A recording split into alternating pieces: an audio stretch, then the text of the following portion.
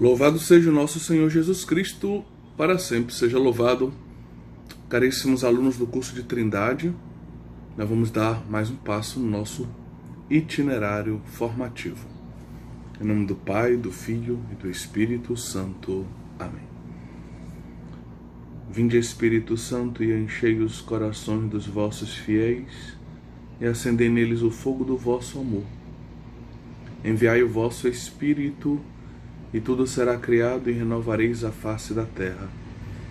Oremos, ó Deus, que instruístes os corações dos vossos fiéis com a luz do Espírito Santo, fazei que apreciemos retamente todas as coisas segundo o mesmo Espírito, e gozemos sempre de sua divina consolação por Cristo, Senhor nosso. Amém. Nossa Senhora de Nazaré, rogai por nós. Em nome do Pai, do Filho e do Espírito Santo. Amém. Então, caríssimos irmãos e irmãs, damos continuidade ao nosso curso de Teologia Trinitária. Nós vamos concluir na aula de hoje o estudo do magistério relativo à Teologia Trinitária no século XX. Vamos ver de modo especial o magistério do Papa João Paulo II e veremos que tamanha riqueza esse magistério nos reserva. Pois bem, mas antes de chegarmos em João Paulo II, nós que concluímos a última aula falando justamente do Concílio Vaticano II, nós queremos fazer referência a um documento da Congregação para a Doutrina da Fé. Documento que foi publicado em 1972. Trata-se de uma declaração chamada Mysterium Filii Dei. Uma declaração para salvaguardar de alguns erros recentes a fé nos mistérios da encarnação e também da Santíssima Trindade. O contexto é que se notava na época, e talvez aquilo que existia na época ainda de alguma forma persista e exista hoje, que alguns teólogos colocavam em dúvida a eternidade da Trindade e a existência do Espírito Santo. O fato é que alguns teólogos parecem atribuir a revelação cristológica o início da vida trinitária. É como se Deus, no início, fosse um só Deus, ou talvez até Pai e Filho. E aí, a partir da obra redentora realizada no tempo, ele se revela como um Deus trinitário e revela assim que há também um Espírito Santo e que esse Espírito Santo é o dom do seu amor para a humanidade. Então esses teólogos, eles colocam em xeque a eternidade da Trindade, porque colocam em xeque o fato de Deus ser Trindade desde sempre para sempre, ontologicamente Trindade, a geração e a expiração, segundo alguns teólogos, poderiam ser realidades, vamos dizer, não eternas, né? O problema é que, se são realidades não eternas, então são acidentais. E se são acidentais, então nós temos um problema quanto ao ser simples e a essência divina. E aí as pessoas do Filho e do Espírito Santo não são eternas. E se não são eternas, não são Deus verdadeiro de Deus verdadeiro, não são coessenciais, co-substanciais, porque não sendo eternas essas pessoas, então o que exatamente seriam, se não usufruem da natureza divina que é eterna? Recairíamos numa espécie de subordinacionismo ontológico, uma espécie de arianismo, ou uma espécie de apresentação do Espírito Santo como um Deus de terceiro nível, num terceiro patamar de divindade. Então nós temos justamente esse erro. Parece incrível, depois de toda a história da teologia, tudo que já estudamos, ter que reconhecer que em 1972 a Congregação para a Doutrina da Fé ainda precisa salvaguardar a Igreja quanto a alguns erros recentes que dizem respeito à fé no mistério da encarnação e também na fé no mistério da Santíssima Trindade. Então esses teólogos, eles colocavam em dúvida tanto a eternidade da Trindade como a existência mesma do Espírito Santo. Vamos ler um trecho desse documento, que se encontra também no Denzinger, número 4522. Para quem tem o nosso manual, nós vamos ler esse trecho que é citado no final da página 193 e no início da página 194. É contrária à fé a opinião segundo a qual a revelação nos deixa em dúvida sobre a eternidade da Santíssima Trindade e particularmente sobre a existência eterna do Espírito Santo. Vejam que logo no início desse texto lido aparecem justamente os dois problemas. Há teólogos que colocam em dúvida a eternidade, sobre a eternidade da Santíssima Trindade e sobre a existência eterna do Espírito Santo como uma pessoa realmente distinta de Deus, em Deus, do Pai e do Filho. O texto continua: é verdade que o mistério da Santíssima Trindade nos foi revelado na economia da salvação, principalmente em Cristo, que foi enviado ao mundo pelo Pai e que juntamente com o Pai envia ao povo de Deus o Espírito que vivifica.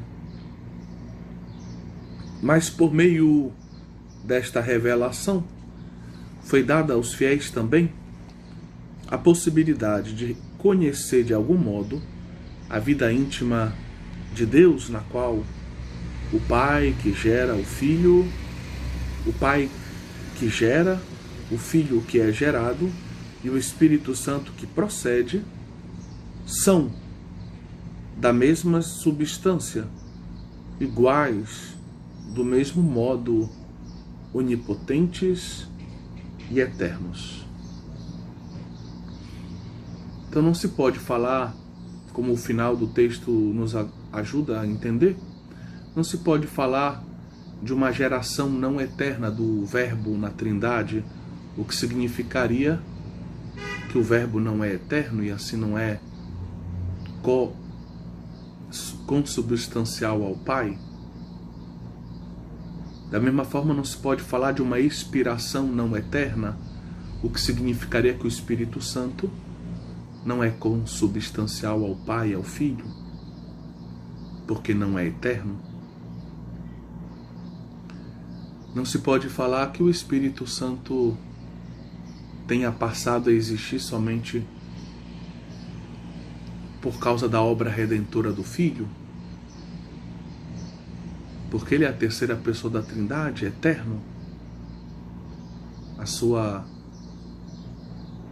O proceder eternamente do Pai e do Filho, isso faz parte da essência trinitária, da essência divina, porque Deus é uno e trino, é um Deus uno e trino ao mesmo tempo, eternamente. Então aqui, fundamentalmente, se reafirma a doutrina de sempre. O estranho, o impressionante é vermos que existem teólogos que continuam insistindo no erro. A porta já está bem fechada para uma direção e para outra, mas tem teólogos que continuam batendo e tentando arrombar essas portas, enveredar pelo caminho do erro. E a igreja, com paciência, ela vai respondendo então a cada tempo a estas tentativas, repropondo, né, a tradição da igreja, está alicerçada solidamente na Sagrada Escritura e que é apresentada, né, de um modo tão bonito também pelo magistério.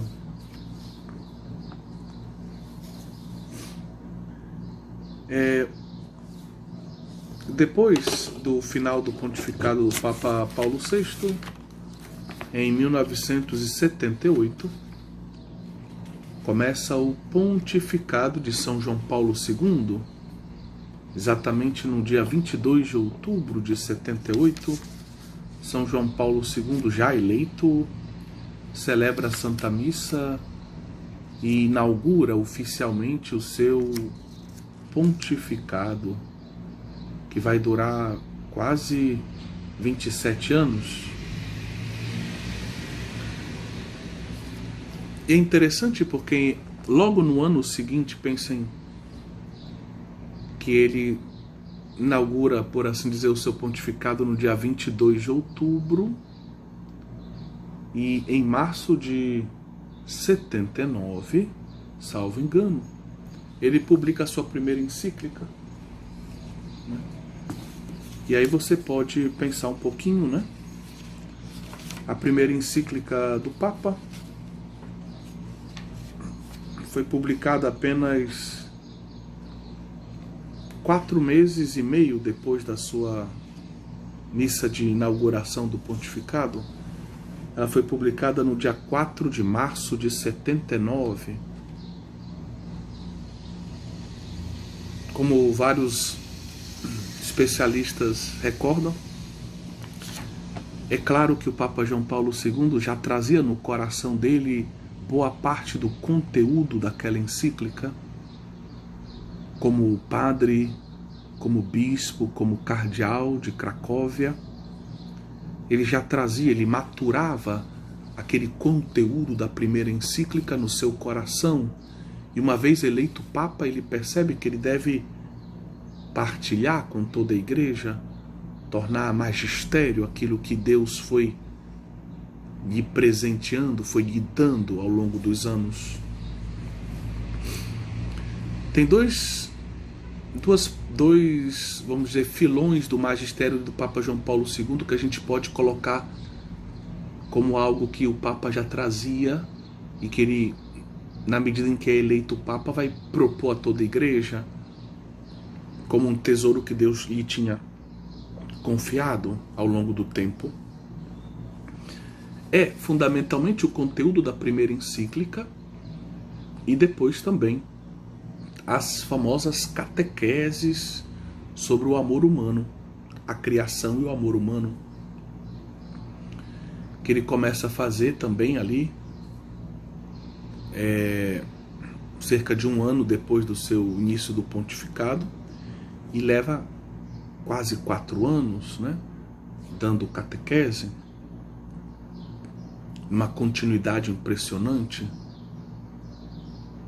Então é um outro texto, é um outro filão vamos dizer, do magistério do Papa João Paulo II, que provavelmente ele já trazia no coração. Deve ter maturado ainda mais como Papa, mas era algo que ele já sentia ser importante para toda a Igreja. E uma vez tendo a oportunidade de propor à Igreja como magistério, ele o fez, purificando, corrigindo, com a ajuda também dos seus assessores, né? Mas é impressionante ver as marcas do Papa João Paulo II na primeira encíclica e nessas catequeses. Então, em 78 começa o seu pontificado. Em 79, no dia 4 de março, ele publica a sua primeira encíclica, Redemptor Hominis. Lembrem-se que as primeiras palavras, aquelas que ressoaram com mais força no início do seu pontificado, justamente nessa missa, palavras que ecoaram praticamente como uma espécie de caminho que ele propunha a toda a Igreja, foram: non abbiate paura, non abbiate paura, não tenham medo, mas spalancate le porte a Cristo. A gente normalmente traduz como abrir as portas a Cristo, mas no italiano spalancate é um pouco mais forte do que abrir. Seria aprite. Mas spalancate significaria escancarai. Escancarai as portas a Cristo. São João Paulo II é um apaixonado por Cristo, pelo Deus que se fez homem. E por isso ele é um apaixonado por Deus e pela humanidade. Por ser apaixonado por Jesus Cristo, ele é apaixonado por Deus e pela humanidade. E foram essas as primeiras palavras que ele quis propor a toda a Igreja. Não tenham medo, escancarai as portas dos vossos corações a Cristo. Ele é o enviado do Pai, ele revela quem é o Pai, ele revela quem é o homem. Temos que amá-lo. Nele encontramos o amor divino que se fez humano para nossa salvação. Essa encíclica, justamente o nome nos ajuda a compreender, Redemptor Hominis, o Redentor dos homens. Ela nos apresenta, ela apresenta para a Igreja esse chamado: temos que partir do Cristo.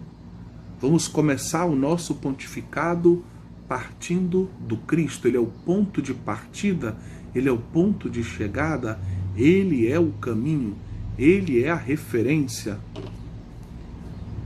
Então, esse é o tema, é Jesus Cristo. Jesus Cristo, o tema de sempre. Sempre novo, sempre atual. O mesmo Cristo de ontem é o Cristo de hoje e o de sempre. Ele é o Redentor dos homens. O homem precisa de redenção e é Jesus Cristo Redentor. O homem não pode redimir-se a si mesmo, o homem não pode encontrar outro Redentor. Só em Cristo nós somos redimidos. Esta encíclica inaugura uma trilogia de encíclicas dedicadas a cada uma das pessoas da Trindade. É interessante porque em 79 ele dedica uma encíclica ao Filho, o ponto de partida, o Alfa e o Ômega. E logo no ano seguinte, ele escreve uma segunda encíclica trinitária, poderíamos assim dizer, cujo título se refere a um atributo divino que é apropriado ao Pai, mas que se manifesta claramente em Cristo. Esse atributo é a misericórdia, justamente inspirado na parábola do filho pródigo, ou eu prefiro até o título, o Pai de misericórdia, o Pai misericordioso. São João Paulo II, a gente não pode esquecer, um santo que foi marcado por essa espiritualidade da misericórdia.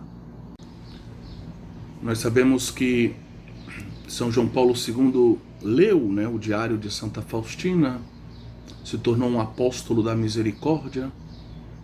Essa santa polonesa como ele, que viveu em Cracóvia como ele também viveu, apesar de ter nascido em outra cidade, né, próxima sempre de Cracóvia. E ele, como bispo, ele de certa forma teve em mãos o processo de canonização de Santa Faustina. E quem diria que seria ele depois como Papa, primeiro Papa polonês da história, a canonizá-la? E ainda mais a instaurar aquilo que parecia impossível para aquela pobre freira polonesa, instaurar o segundo domingo da Páscoa como o domingo da misericórdia, o domingo in Aubis como o domingo da misericórdia, e que não destoa em nada com a liturgia, ao contrário, coloca em relevo aspectos importantes da liturgia da oitava de Páscoa, do domingo da oitava de Páscoa. Mas é interessante sabermos também que quando ele era um jovem, ainda sob ocupação nazista, ele trabalhava numa pedreira e diversas vezes ele parou no atual Santuário da Divina Misericórdia, na época a Capela das Irmãs, da congregação de Irmã Faustina. E lá ele encontrou, né, várias vezes o quadro, a famosa imagem, né, de Jesus Cristo misericordioso. E quantas vezes ele não rezou diante dela? Né? Então a misericórdia, ela acompanhou a vida desse jovem que tão cedo perdeu a mãe, o irmão, o pai. Com 18 anos ele se viu só, mas Deus estava com ele.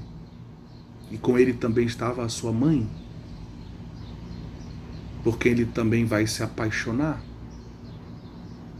ao ponto de escolher como lema o totus tuus, essa frase que está no Tratado da Verdadeira Devoção à Santíssima Virgem Maria, de São Luís Maria Grignon de Montfort. Pois bem, então, depois de ter escrito em 1980 essa obra magnífica, Divis em Misericórdia, rico em misericórdia, referindo-se de um modo especial ao Pai, em 86, ele completa essa trilogia de encíclicas com um documento chamado Dominus et Vivificantem, sobre o Espírito Santo, que é Senhor, Dominus, e dá a vida e vivifica. Na primeira encíclica, Redentor Hominis, os estudiosos dessa encíclica, e aqui eu queria apresentar já uma obra muito interessante em italiano, Giovanni Paolo II, nel segno delle encicliche. João Paulo II, no caminho das encíclicas, né? À luz das suas encíclicas. Da Mondadori, editora Mondadori. E é uma obra que foi organizada por um padre amigo chamado Arturo Cattaneo, foi meu professor, um dos meus professores de Direito Canônico, e também por Graziano Borgonovo, professor de Teologia renomado. Em cada capítulo nós temos o comentário a uma encíclica do Papa João Paulo II, que foram 13 encíclicas. Pois bem, então nessa primeira encíclica o Papa retoma o número 22 da Gaudium et Spes, desse documento do Concílio Vaticano II, Alegria e Esperança, que marca o modo como a Igreja olha para o mundo, o olhar de Cristo para o mundo, e nos apresenta o Redentor como aquele que nos revela Deus. Ele é Deus, mas ele é homem, e ele revela na sua humanidade também o homem ao homem. Ele revela o projeto de Deus sobre o homem. Quem é o homem? Jesus Cristo é capaz de dizer quem é Deus e quem é o homem. Revela Deus e revela o homem. E é interessante porque o Rino Fisichella, esse autor importante da teologia fundamental, hoje bispo, uma pessoa que é um homem de confiança do Papa Francisco, ele escreve na página 34, em um capítulo introdutório desse livro, ele escreve assim: Redentor Hominis não é somente a primeira encíclica de João Paulo II, é também o seu ponto de referência. É, de certa forma, uma chave de interpretação do seu pontificado, do seu magistério. Jesus Cristo é a referência necessária para que se compreenda quem é João Paulo II. Quem é este homem que se tornou sacerdote por vocação, entrou no seminário clandestino de Cracóvia, quando ainda a cidade estava sob dominação nazista, foi ordenado clandestinamente numa capela, na capela do Palácio Episcopal. Eu estive lá, tive a oportunidade de visitar essa capela. Foi bispo por graça, ele continua, e papa por um desígnio, por um projeto misterioso de Deus. Então, se nós quisermos compreender quem é João Paulo II, a gente tem que olhar para Cristo também. E essa encíclica Redentor Hominis nos traz muito do que ele tinha no seu coração, de quem era Cristo para ele.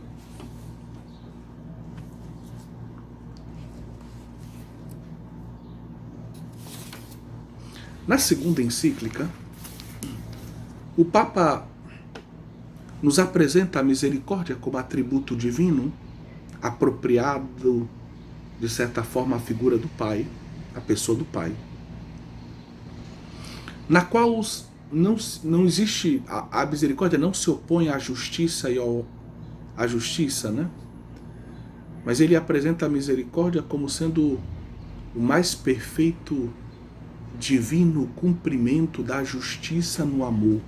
A misericórdia cumpre perfeitamente a justiça na força do amor. E para ele, essa misericórdia divina, ela se torna concreta, ela se revela, ela se torna palpável, visível de modo excepcional, é o ápice da revelação da misericórdia de Deus, na encarnação do Verbo. E de modo especial na sua cruz e ressurreição. A Páscoa é entendida como fonte de misericórdia, fonte de uma misericórdia que é salvação para os homens. Mas Cristo vem revelar em tudo o que ele disse, o que ele fez, o Pai. Daí que ele pode dizer: quem me viu, viu o Pai. A misericórdia que nós vemos concretizada, encarnada, Cristo como a misericórdia encarnada de Deus, aponta para o mistério da misericórdia que está no seio de Deus, Mistério da misericórdia, que é atributo divino.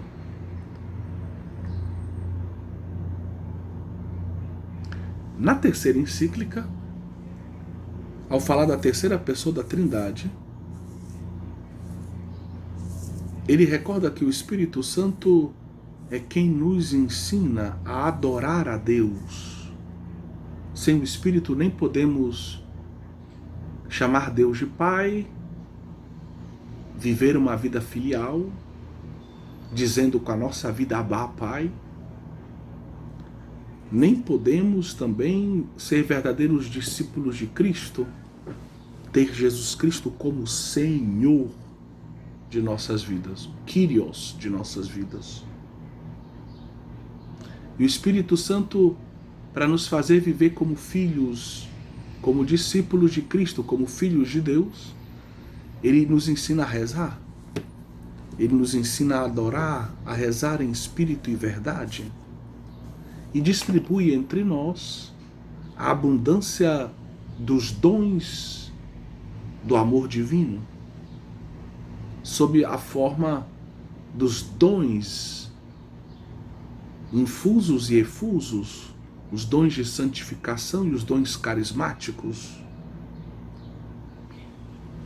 Antes de aprofundarmos esse ensinamento presente nas três encíclicas, eu queria dizer que no magistério do Papa João Paulo II são comuns essas trilogias. Comuns assim, vamos dizer, os teólogos percebem que ele, ao longo desses quase 27 anos de magistério, ele quis premiar a igreja, quis oferecer à igreja um magistério muito extenso, sólido, profundo, né?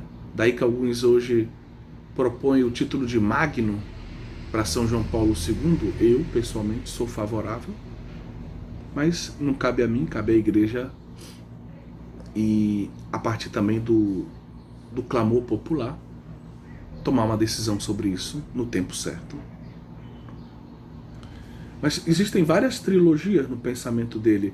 A primeira é essa trinitária, encíclicas de 79, 80 e 86. Mas a gente pode falar de uma trilogia eclesiológica também. Nós temos 3 encíclicas que são consideradas, até o livro adota esse critério, encíclicas eclesiológicas. Uma de 85, chamada Slavorum Apostoli, falando sobre a igreja dos Eslava, Cirilo e Metódio, e a relação deles com a igreja católica.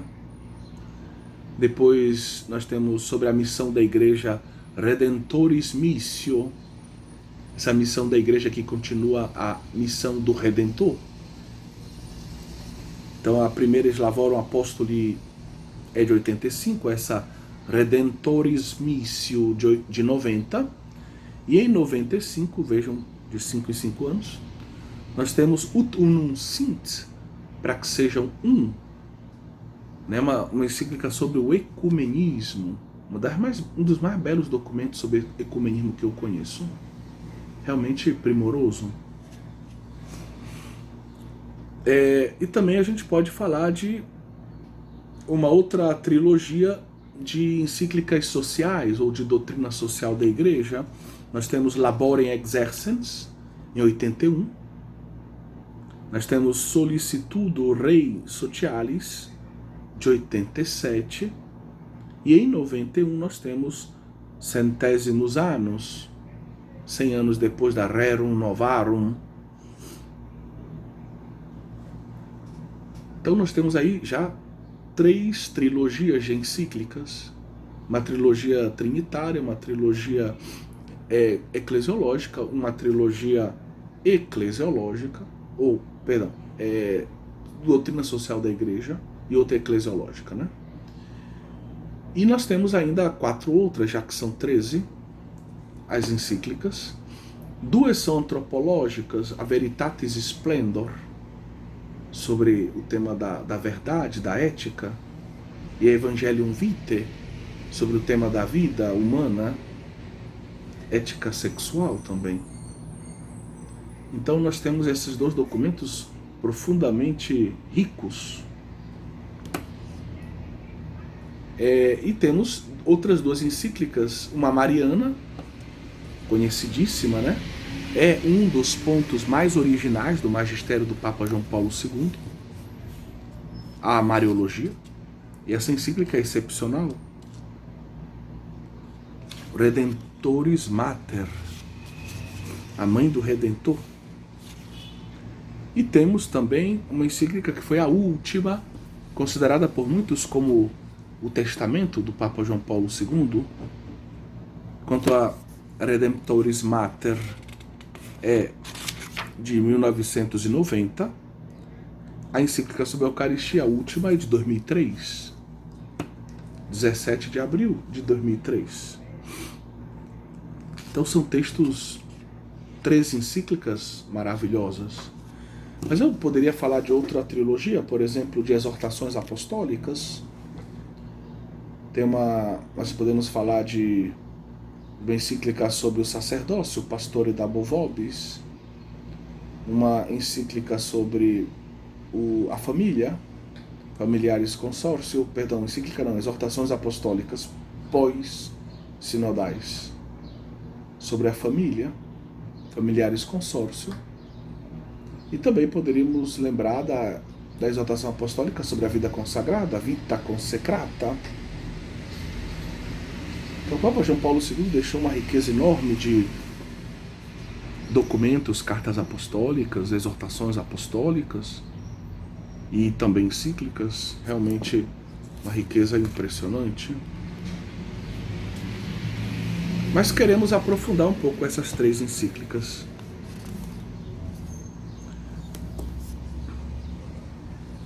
Tratando da primeira, João Paulo II elegeu a Cristologia como ponto de partida para as demais encíclicas.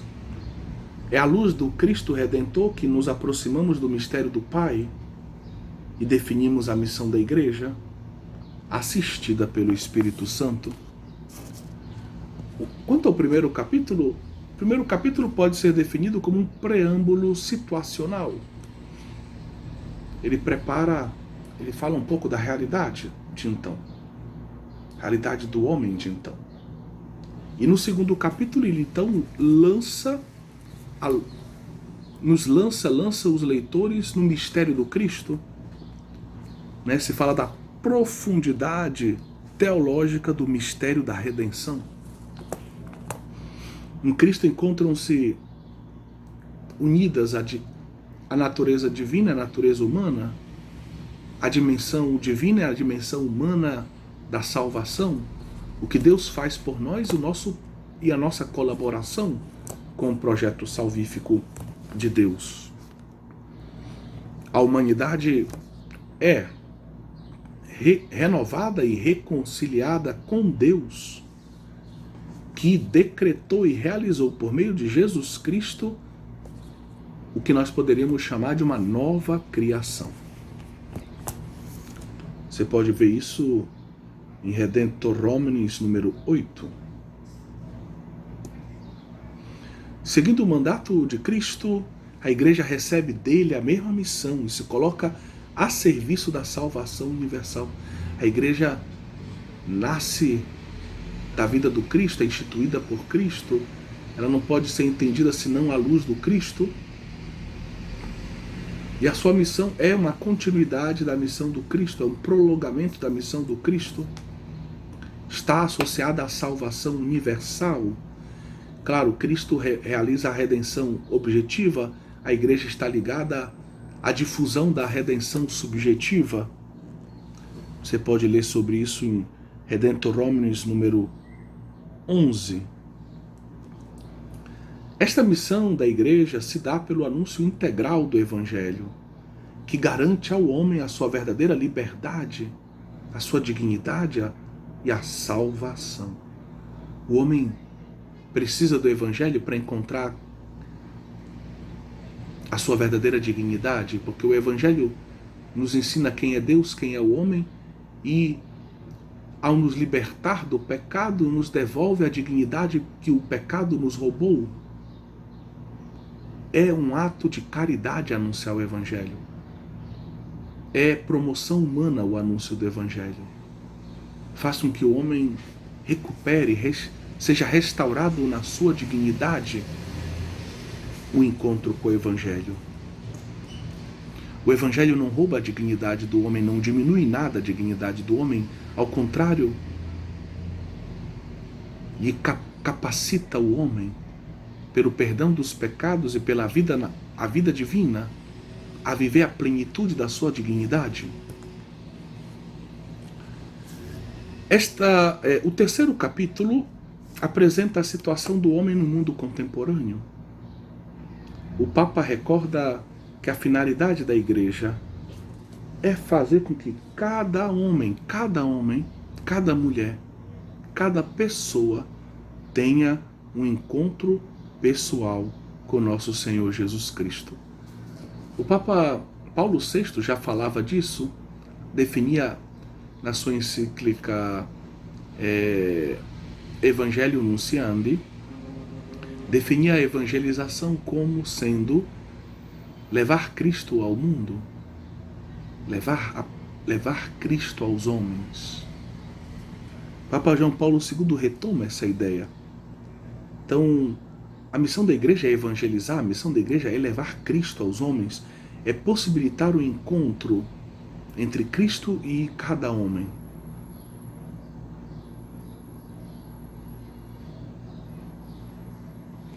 E assim cada homem poderá, ao encontrar com Cristo, percorrer o caminho de vida que é Cristo mesmo, que caminho de verdade sobre Deus, sobre o homem, sobre o mundo, sobre o presente, o passado, o futuro, sobre a eternidade. Com esse Cristo que, sendo Deus, se fez homem, se encarnou para mostrar, para revelar o amor, a misericórdia de Deus pelo homem. Nele se irradia o amor divino, a verdade divina, esse amor verdadeiro que salva. O ser humano que vive entre as trevas e a luz, entre a mentira e a verdade, entre o pecado e o chamado à santidade, entre a angústia e a esperança, o medo e o desejo de viver a plenitude da vida, vai encontrar em Cristo a sua redenção, a sua salvação. Deus vem ao encontro do homem através de Jesus Cristo. A sua encarnação revela justamente essa solicitude de Deus pela humanidade. A encíclica recorda tudo o que há de bom na vida do homem. Ela não é dualista, ela não é pessimista. Ela recorda aquilo que possa existir de bom na humanidade. O justo progresso, alguns avanços em matéria de direitos humanos, a importância da liberdade religiosa como elemento necessário para a vida humana, mas apresenta Cristo como aquele que pode levar o homem e a humanidade à plenitude. No quarto e último capítulo, a Igreja expressa sua solicitude pela vocação do ser humano em Cristo. Na vivência de sua missão, a Igreja sabe-se responsável pela verdade divina revelada. A Igreja sabe que tem um tesouro em mãos. Esse tesouro exige ser levado aos outros, ser anunciado. A Igreja deve viver e anunciar esse tesouro. Por isso a Igreja, assistida pelo Espírito Santo, sustentada pelos sacramentos, especialmente pela Eucaristia, a Igreja deve estar próxima aos homens. Ela não pode renunciar a essa proximidade com os homens. A Igreja deve ser especialista em humanidade. Os caminhos dos homens devem ser os caminhos da Igreja. A Igreja deve, como um bom pastor, ir ao encontro das ovelhas, especialmente das mais desgarradas. A igreja deve fazer-se ser próxima do homem, de todos os homens, testemunhando Cristo até os confins da terra. Meus queridos, comparem isso com o ditado, com o ensinamento do Papa Francisco. O Papa Francisco diz isso de outro modo: igreja em saída, a igreja deve sair, deve ir ao encontro dos homens, deve anunciar o evangelho da alegria da salvação. Papa João Paulo II já dizia isso também. Tem uma continuidade. Bom, espero que tenha dado em cada um de vocês, tenha suscitado em cada um de vocês o desejo de conhecer um pouco mais essa encíclica. Agora vamos falar da segunda encíclica. Divis in Misericordia, rico em misericórdia, referência justamente ao Pai misericordioso. É uma encíclica que tem 8 capítulos que podem ser divididos, como a gente apresenta no manual, nas páginas 196 e 197, em 3 partes. Pois bem, na primeira parte da encíclica, a gente poderia reunir os 4 primeiros capítulos, ou melhor, os 5 primeiros capítulos, me perdoem. Na segunda parte da encíclica, o capítulo 6º, e finalmente os 2 últimos como uma terceira parte. Na primeira parte se fala do mistério da misericórdia. E o Papa ele vai conduzindo então os seus leitores do Antigo Testamento até a Páscoa de Jesus Cristo, ajudando-os a contemplar os momentos mais significativos da história da salvação, onde se manifesta a misericórdia divina que vai chamando o homem a percorrer um caminho de salvação, que vai preparando o homem para a recriação. A gente até poderia dizer que vai recriando o homem passo a passo. O ápice dessa recriação em Cristo.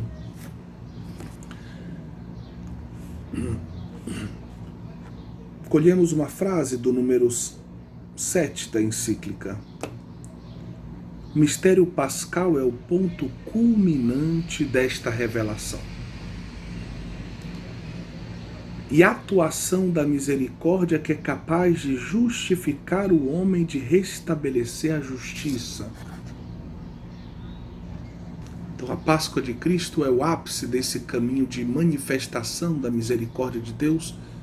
É o ápice e ao mesmo tempo a fonte de onde emana a salvação, a fonte de misericórdia salvífica para todos os homens. E o Filho, o Redentor, o Salvador, ele vai realizar o projeto misericordioso do Pai. Na segunda parte dessa encíclica, nós temos a misericórdia de geração em geração. A encíclica apresenta a geração contemporânea com os seus privilégios e as suas contradições no capítulo 6. Uma geração que busca a justiça, mas que não deve se esquecer de que, abro aspas, a experiência do passado e do nosso tempo demonstra que a justiça por si só não basta, e que pode até levar à negação e ao aniquilamento de si própria, se não se permitir aquela força mais profunda que é o amor, que plasme a vida humana nas suas várias dimensões. Então no capítulo 6 se fala de uma geração que tem sede de justiça, mas que precisa descobrir que a verdadeira justiça precisa estar ancorada, alicerçada no amor. Só o amor pode nos conduzir a viver a verdadeira justiça que não destrói, que não fere, mas a justiça que cura, que santifica, que restaura, pela força do amor. E é aqui que se insere a ideia da misericórdia de Deus. Essa misericórdia que nos permite viver a plenitude da justiça no amor. Agora vamos falar da terceira parte dessa encíclica, capítulos 7 e 8, a misericórdia na missão da igreja. A igreja, abro aspas, vamos ler um trecho que se encontra no número 13 da encíclica. A igreja professa a misericórdia de Deus. A igreja vive pela sua vasta experiência de fé e também no seu ensino, contemplando constantemente o Cristo, concentrando-se nele, na sua vida e no seu evangelho, na sua cruz e ressurreição, enfim, em todo o seu mistério. Tudo isto que forma a visão de Cristo na fé viva e no ensino da igreja, aproxima-nos da visão do Pai. Ao apresentar Cristo, ao viver o mistério de Cristo e ao apresentá-lo ao mundo, nós estamos nos aproximando do Pai, podemos contemplar em Cristo o rosto invisível do Pai, podemos propor com Cristo o Pai misericordioso aos homens. Repetindo, tudo isto que forma a visão de Cristo na fé viva e no ensino da igreja, aproxima-nos da visão do Pai na santidade de sua misericórdia. A igreja parece professar de modo particular a misericórdia de Deus e venerá-la, voltando-se para o coração de Cristo. De fato, a aproximação de Cristo no mistério do seu coração permite-nos deter-nos neste ponto da revelação do amor misericordioso do Pai, que constitui um certo sentido o núcleo central e ao mesmo tempo mais acessível do plano humano da missão messiânica do Filho do Homem. Trazer esse amor que abraça, que salva, que cura, que santifica ao mundo. Foi o que Cristo fez, é o que a igreja deve fazer também. A igreja vive uma vida autêntica quando professa e proclama a misericórdia, o mais admirável atributo do Criador e do Redentor. Sobre esse aspecto, Santo Tomás de Aquino ele chega a dizer isso, né? Que a experiência que nós temos com a misericórdia de Deus é a experiência mais perfeita que nós temos com a onipotência divina. Vejam que tem uma certa analogia entre a onipotência criadora e a misericórdia recriadora. Porque a onipotência criadora faz do nada que todas as coisas existam, e a misericórdia recriadora faz com que todos os pecados se transformem em nada. O perdão dos pecados faz isso. De algo mal se transformam em nada. São cancelados, são anulados por Cristo Jesus, os pecados dos homens. A nossa vida concreta, quando nos confessamos, nossos pecados são cancelados pelo sangue do Cordeiro, pelo perdão que recebemos, desde que estejamos arrependidos e nos confessemos. E o sacerdote, evidentemente, tenha legítimo, possa nos dar o perdão dos pecados.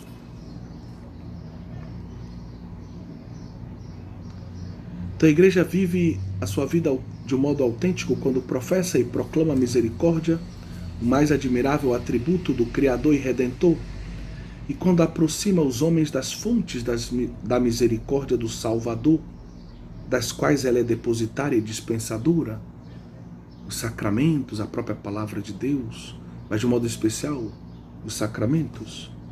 Neste contexto, assumem grande significado a meditação constante da Palavra de Deus e, sobretudo, a participação consciente e profunda, refletida na Eucaristia e no sacramento da penitência ou reconciliação.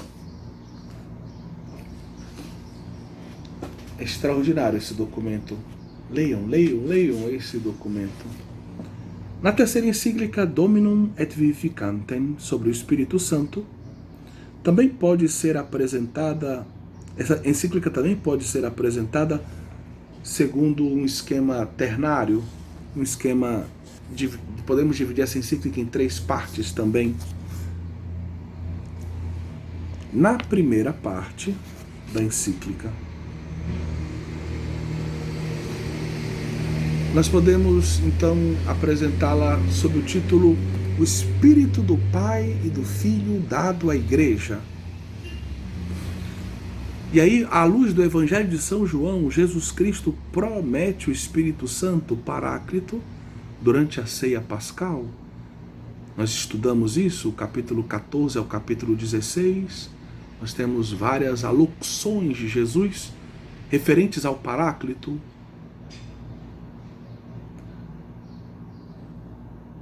Vamos ler aqui um trecho do número 3 da Dominum et Vivificantem. O Espírito Santo vem depois dele, do Filho encarnado, e graças a ele, para continuar no mundo, mediante a Igreja, a obra da Boa Nova da Salvação. É o Espírito Santo quem conduz a Igreja a viver a sua missão no mundo, a anunciar Cristo ao mundo, a levar o efeito da Páscoa de Cristo aos homens. Na missão salvífica de Jesus se manifesta a nós a pessoa e a obra do Espírito Santo, amor do Pai e do Filho. Ele é o Espírito da verdade que habita na Igreja e nos corações dos fiéis, como num templo. Ele mora tanto na Igreja como no coração dos fiéis, como se fossem um templo.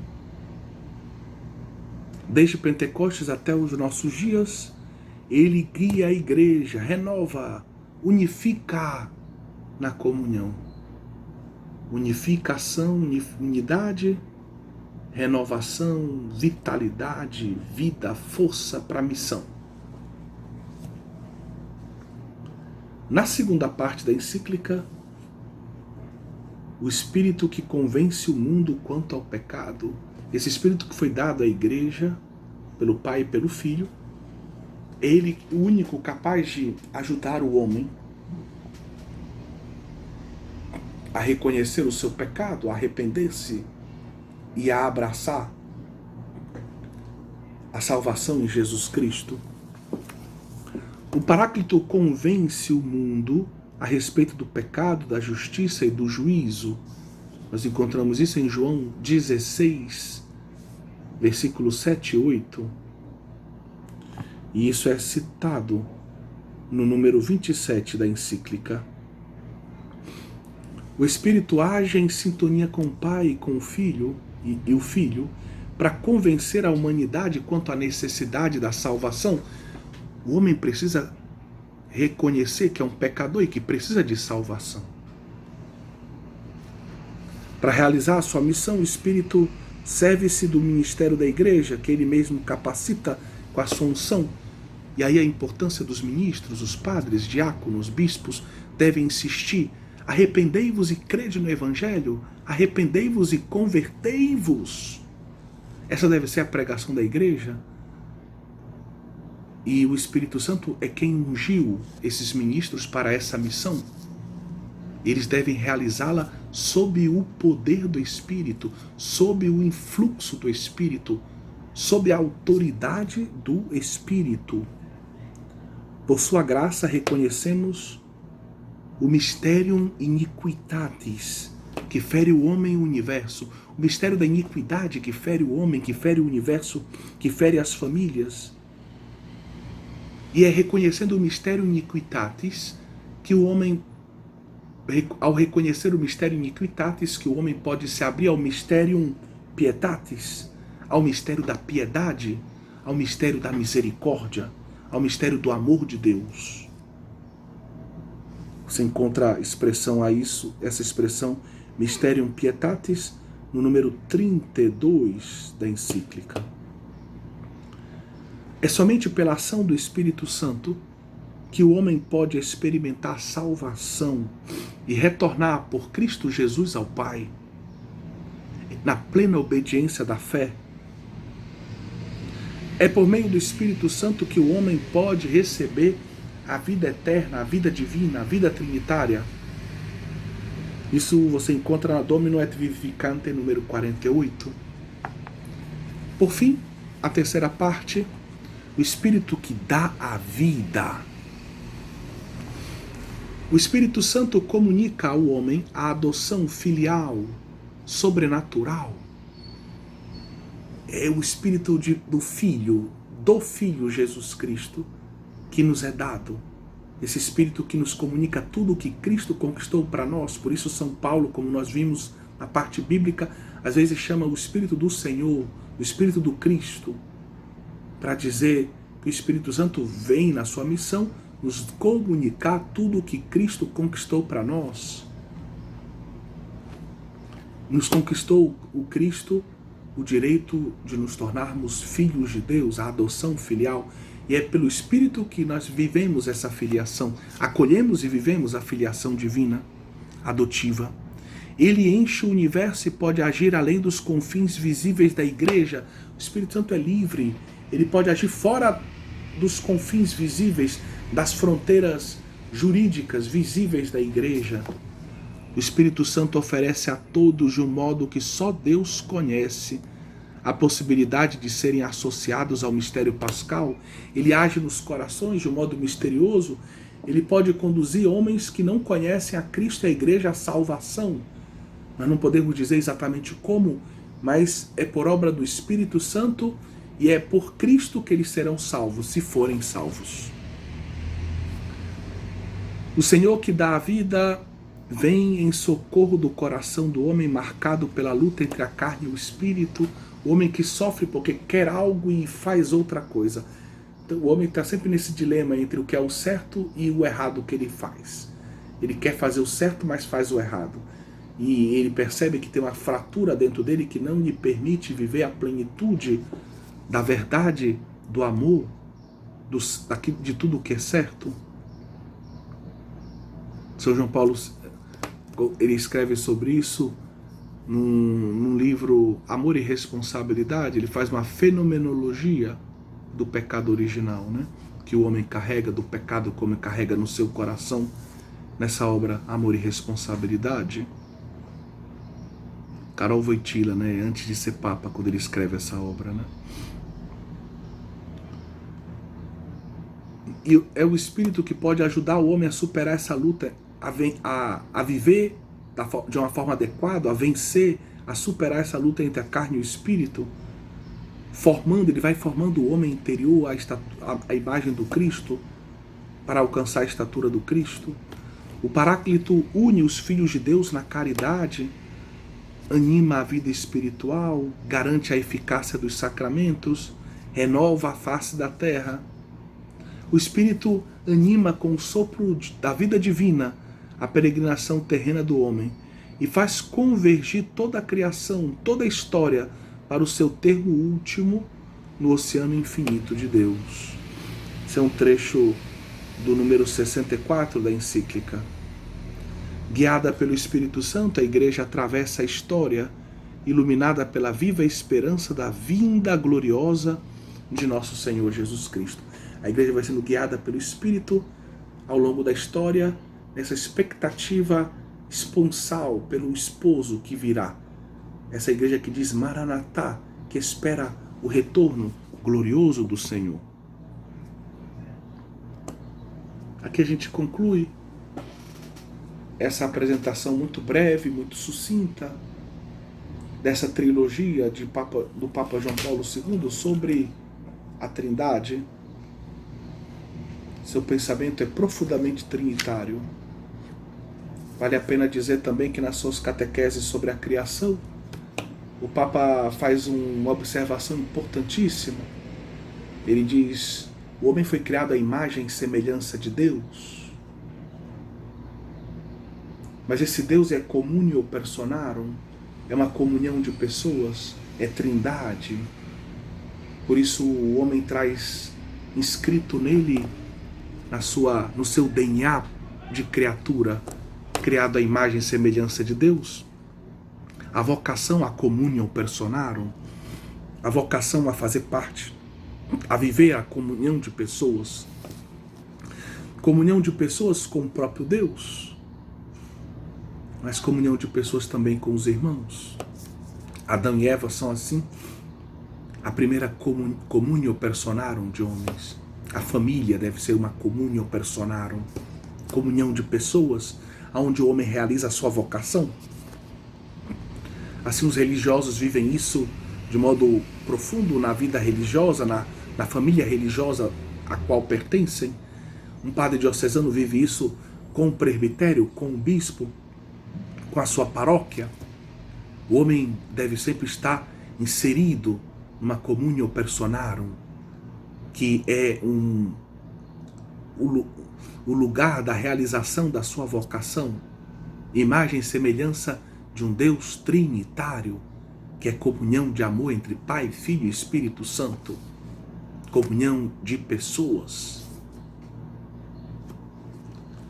Então, feita essa observação, nós vamos agora aprofundar um pouquinho a síntese da fé católica na Trindade Santa no Catecismo da Igreja Católica. Lembrando que ele foi publicado em 92, a pedido do Papa João Paulo II, foi feito um grupo de estudo, a língua oficial foi o francês, não foi o latim. Foram consultados bispos, conferências episcopais, universidades, grandes teólogos, cardeais, grandes teólogos participaram da confecção desse catecismo, que respeita a estrutura do catecismo romano, 4 partes, A fé que nós cremos é explicada segundo a estrutura do credo, primeira parte. Na segunda parte nós temos a fé celebrada, liturgia e sacramentos. Na terceira parte a fé vivida, a fé que tem que se transformar em vida, encarnada. Então aqui teria a parte da teologia moral, incluindo os 10 mandamentos. E finalmente a fé que se transforma em oração, a fé orada, a fé que nos faz rezar, de um certo modo. E aí tem toda uma formação sobre a oração, inclusive também sobre o Pai Nosso. Texto maravilhoso. A primeira parte do catecismo ficou sob a direção do atual cardeal arcebispo de Viena, Christopher Schönborn, que foi aluno do Ratzinger, professor de teologia dogmática em Friburgo, dominicano de origem. Estou me referindo a Schönborn, claro. Mas bem, e o trabalho de condução do catecismo ficou com um grupo de cardeais encabeçados pelo então prefeito da Congregação para a Doutrina Divina, justamente Joseph Ratzinger, depois Bento XVI. Então é um texto fantástico.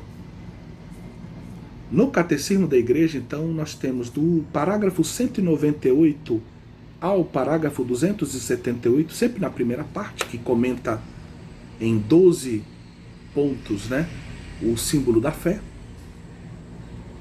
Nós temos do parágrafo 198 ao 278, eu creio em Deus Pai. E aí se divide essa matéria em 2 partes. Se fala primeiro do eu creio em Deus, o discurso sobre a essência divina. Primeiro, o que é Deus? A essência.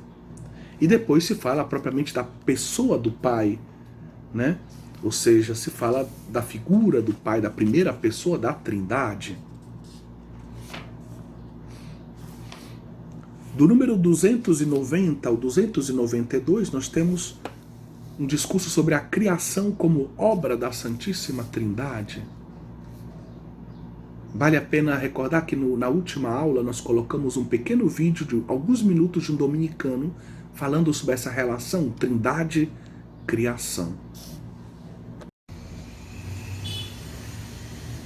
Do parágrafo 422 ao parágrafo 686,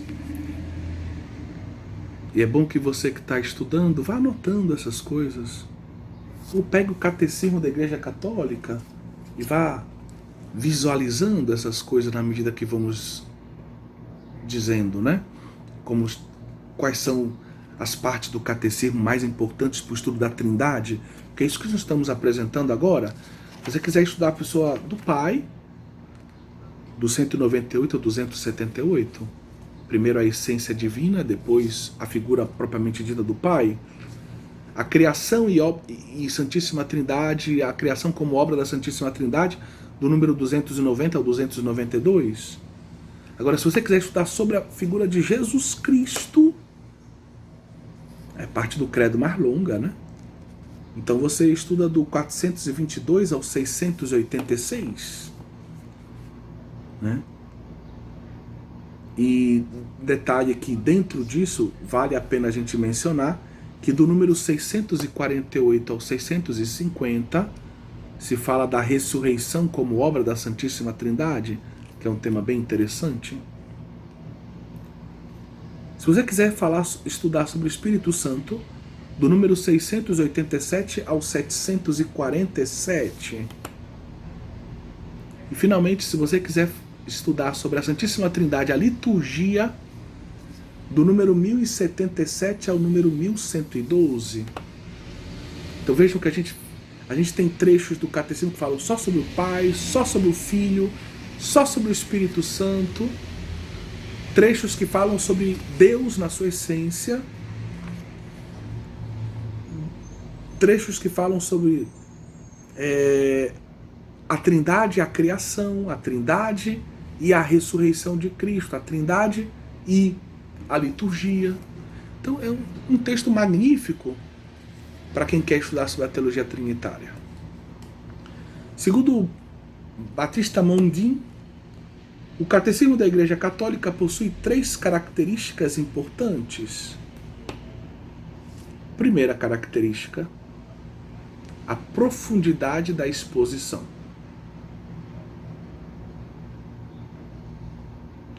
Segunda característica, o recurso a autoritates, recurso às autoridades da história. E o terceira característica, a ordem da exposição da matéria. Então são 3 características importantes: o nível da exposição, a profundidade, o uso abundante do recurso às autoridades, dos santos padres, dos doutores da igreja, do magistério, da escritura, uma riqueza impressionante. E por fim, a ordem, a sistematicidade do trabalho. No que concerne ao nível teológico da exposição, o Catecismo da Igreja Católica se apresenta como uma obra teologicamente mais profunda e exigente do que o Catecismo Romano, na medida em que é uma obra dirigida, não como o Catecismo Romano, aos párocos. Párocos que a gente deve lembrar não tinham estudado teologia em seminários, em faculdades. Eram pessoas às vezes formadas ali no dia a dia, até morando junto com outro padre às vezes, ou com um grupo de outros padres. Então a formação era precária, de um modo geral. De um modo geral. Especialmente os padres diocesanos, diga-se de passagem. Então, agora não, o Catecismo da Igreja Católica se dirige de modo especial aos bispos, que são pastores de um povo que exige uma formação catequética sólida e profunda. E se dá a permissão justamente aos bispos, às conferências episcopais, de se publicar catecismos no estilo do Catecismo da Igreja Católica, a partir do Catecismo da Igreja Católica. Só que no fundo o trabalho é tão bem feito que é difícil a gente pensar no catecismo de uma conferência episcopal que não seja, vamos dizer, praticamente um Ctrl-C, Ctrl-V, como se diz, né? Repropor aquilo que já foi feito de modo tão completo pela Santa Sé, lembrando-nos que as conferências episcopais participaram desse trabalho, os bispos participaram desse trabalho, os grandes teólogos da época participaram desse trabalho. Então foi um trabalho que onde o Espírito gerou comunhão, unidade, e teve uma comissão organizadora de grandes cardeais que realmente fizeram um trabalho final excepcional.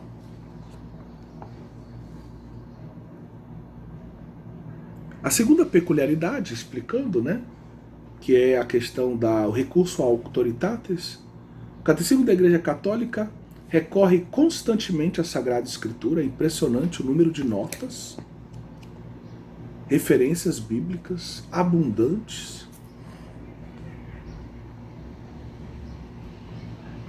Recorre às obras dos escritores eclesiásticos, especialmente os doutores da Igreja, padres e outros doutores da Igreja, como Santo Tomás de Aquino, São Francisco de Sales, Santa Teresinha. E ao magistério anterior, aos papas, aos concílios. É uma riqueza impressionante. Tudo isso para apresentar de um modo conveniente, claro, a doutrina trinitária. Claro, a doutrina da Igreja, de modo geral. Mas aqui nós queremos falar da doutrina trinitária, né? Este modo de proceder atesta justamente aquela ideia de continuidade do magistério. Então o catecismo ele não está fora de uma linha de continuidade. Ele bebe das fontes, Sagrada Escritura, Sagrada Tradição e magistério. Uma vez eu ouvi um professor fazer um comentário negativo sobre o catecismo em uma outra faculdade católica, não na nossa. E ele disse assim, um pouco zombando do catecismo, que chegou a um ponto que nessa faculdade católica o catecismo não podia ser usado como fonte bibliográfica para os TCCs, para os trabalhos de conclusão de curso da teologia. Veja um absurdo. Ideológico, né? Ideológico, claro. E aí se dizia que o catecismo da Igreja Católica era só magistério. Você espremia o catecismo, só saía magistério. E ele queria ofender o catecismo da Igreja Católica dessa forma. Além de demonstrar uma grande ignorância, porque não é só magistério, é um documento magisterial, mas que tem muito de teologia de primeira grandeza, a riqueza de santos, riqueza de doutores da Igreja, textos magisteriais, sim, mas também textos patrísticos, escriturísticos, Sagrada Escritura. Então, ele queria ofender o catecismo e eu até brinquei com ele, ouvindo o comentário dele, disse, isso é algo negativo? E ele ficou todo sem jeito, né? Mas ele aparentemente dizia ser algo negativo. Vejam a que ponto chegamos, infelizmente. Mas voltando aqui ao catecismo, hoje, graças a Deus, essa faculdade se corrigiu, graças ao arcebispo, que claramente disse o catecismo é magistério, então é claro que ele pode ser citado, digamos, como referência importante em qualquer trabalho de conclusão de curso, certo? Se todo aluno de teologia estudasse o catecismo ao longo do curso, já sairia muito mais enriquecido do seu curso de teologia. Então, a obra do catecismo ela está em perfeita sintonia com as fontes. Ela é rica das fontes teológicas. Ele é um texto magisterial, certo? Mas rico de Sagrada Escritura, rico da Sagrada Tradição, rico do magistério anterior, em perfeita sintonia com A tradição. A terceira característica é o retorno à ordem tradicional, que apresentava, vamos dizer, vou dividir essa terceira parte em dois elementos. Primeiro, a estrutura sistemática, eu já falei das 4 partes do catecismo. A primeira parte se organiza a partir do símbolo da fé, e aí se extrai do símbolo da fé as verdades que vão guiar a apresentação da fé, certo? Então é muito organizado sistematicamente o catecismo. Mas no que concerne à teologia trinitária, é muito interessante porque a gente vê, como a gente explicou, do número 198 ao 278, logo no início, primeiro se fala do de Deus Uno, da essência divina, no Deus Uno, o que é Deus, né? E depois se fala do de Deus Trino. Se apresenta o Pai, mais adiante, a partir do 422, se apresenta o Filho, que vai se encarnar, e a partir do 687 se apresenta o Espírito Santo. Sendo que as obras adextra da Trindade também aparecem, a criação, a ressurreição de Cristo, a liturgia, como obras trinitárias, como a gente já explicou.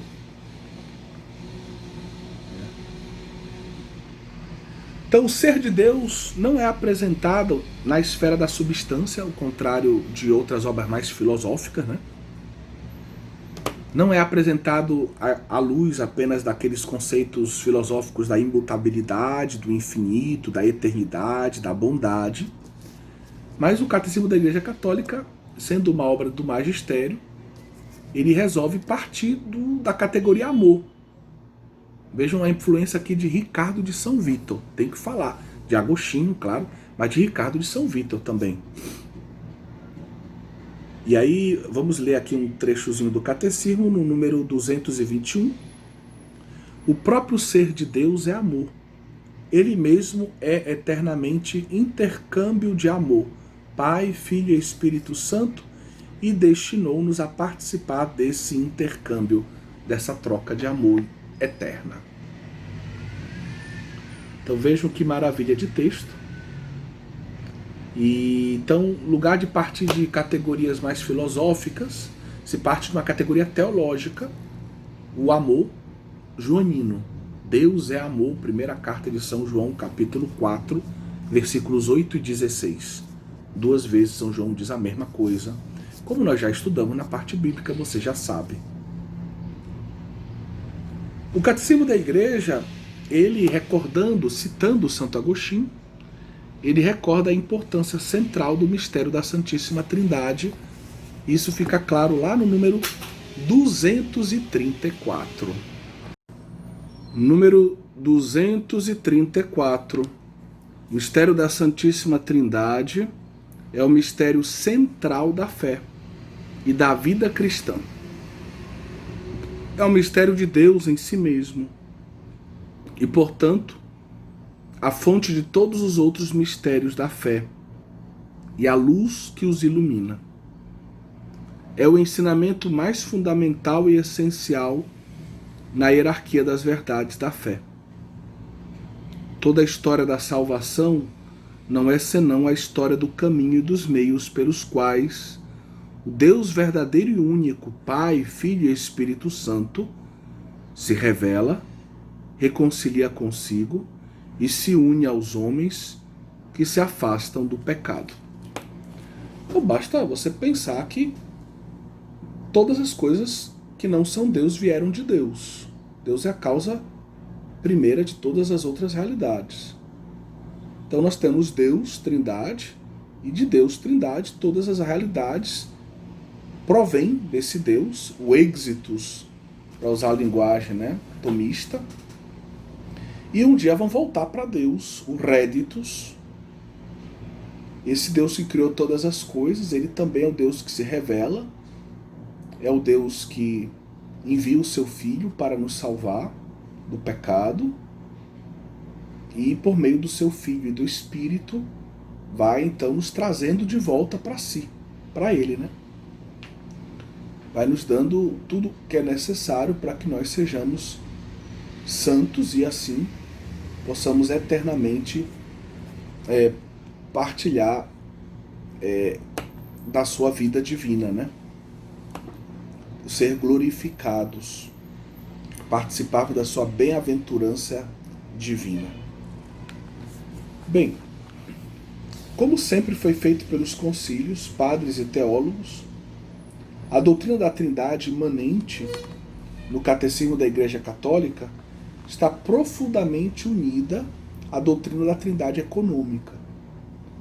Então, existem alguns parágrafos onde a gente percebe mais claramente a doutrina da Trindade imanente, mas normalmente os parágrafos eles conseguem articular muito bem esses dois aspectos da teologia trinitária, né?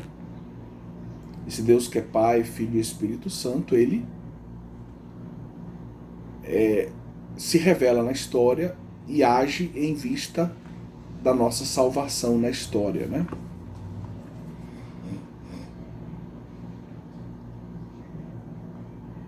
Catecismo da Igreja Católica, número 236, é um parágrafo que a gente já leu, que recorda essa relação entre trindade imanente e trindade econômica, entre o ser trinitário ad intra, né?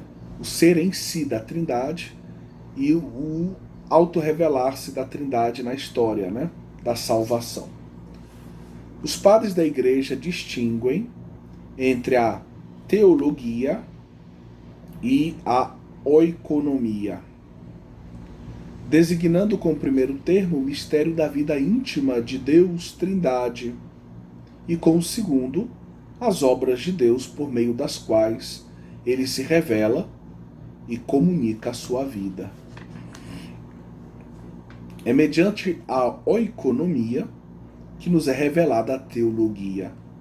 A oikonomia que nos dá uma experiência com Deus, e é a partir da oikonomia que a gente sobe na direção de uma reflexão sobre a Trindade imanente, né? As obras de Deus revelam quem Ele é em si mesmo, e inversamente o mistério do seu ser íntimo ilumina a compreensão de todas as suas obras. Então o mistério da teologia ilumina a oikonomia, e a oikonomia que revela a teologia. Mais adiante, no Catecismo, no número 259, nós lemos assim: obra ao mesmo tempo comum e pessoal, toda a economia divina dá a conhecer tanto a propriedade das pessoas divinas como a sua única natureza. Então aqui nós temos de um modo muito simples apresentado aquele axioma da teologia trinitária. Toda obra adextra da Trindade é uma obra trinitária, e por assim sendo, na medida que é feita na história, ela pode ser lida, e a partir dessa obra trinitária a gente pode perceber, vamos dizer, a ação de Deus e a ação, muitas vezes, de uma determinada pessoa de um modo particular. Então a gente vai aprendendo sobre a natureza divina e sobre também as propriedades de cada pessoa divina. Historicamente, é a pessoa do Filho encarnado que revela seja o Pai, seja o Espírito Santo. Do ponto de vista histórico, para o homem, foi o Filho que veio revelar a Trindade. Ele que disse que tinha um Pai, um Filho, que ele era o Filho e que tinha um Espírito Santo que ele nos enviaria depois da sua ascensão. Mas é também o Espírito Santo enviado pelo Pai em nome do Filho, que por sua vez revela que ele é, como eles, o mesmo Deus vivo, o mesmo Deus único. A gente não pode esquecer que o Espírito Santo está intimamente associado à missão do Filho, e que a gente pode dizer que a igreja ela só vai ter a plena ciência de tudo o que Cristo é e o que Cristo ensinou sob o influxo do Espírito Santo. A igreja só vai entender 100% de quem era Cristo, do que Cristo ensinou e do caminho que ela deve seguir para continuar a missão do Cristo sob o influxo do Espírito Santo. A gente encontra uma bela síntese, né, do dogma trinitário em 3 parágrafos, que são os parágrafos 253, 254 e 255. Gostaria de ler esses parágrafos com vocês. Parágrafo 253. Pegue o texto do seu catecismo, acompanhe a leitura conosco, sublinhe os pontos que te chamarem a atenção, que você quiser destacar para memorizar, os pontos que você considera mais importantes, ou aqueles sobre os quais nós faremos alguma observação. 253. A Trindade é una. Estamos no DD uno, né? A Trindade é una. Nós não confessamos 3 deuses, longe do triteísmo estamos. Lembrando que o Alcorão nos chama de triteístas. Mas um só Deus em 3 pessoas. Um só Deus em 3 pessoas. Essa fórmula que já virou tradicional de descrevermos a Trindade. Para descrevermos a Trindade.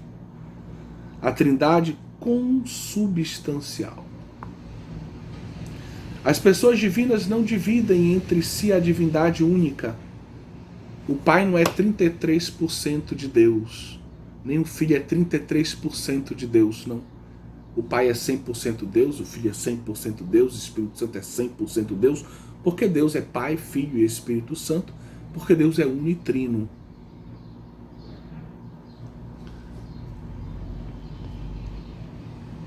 Então as pessoas divinas não dividem entre si a divindade única. Cada uma delas é Deus por inteiro, que eu dizia 100% Deus. O Pai é aquilo mesmo que o Filho. O Pai e o Filho não tem diferença do ponto de vista da substância, com exceção, já diremos, né, da relação que, digamos, que eles têm de origem, né?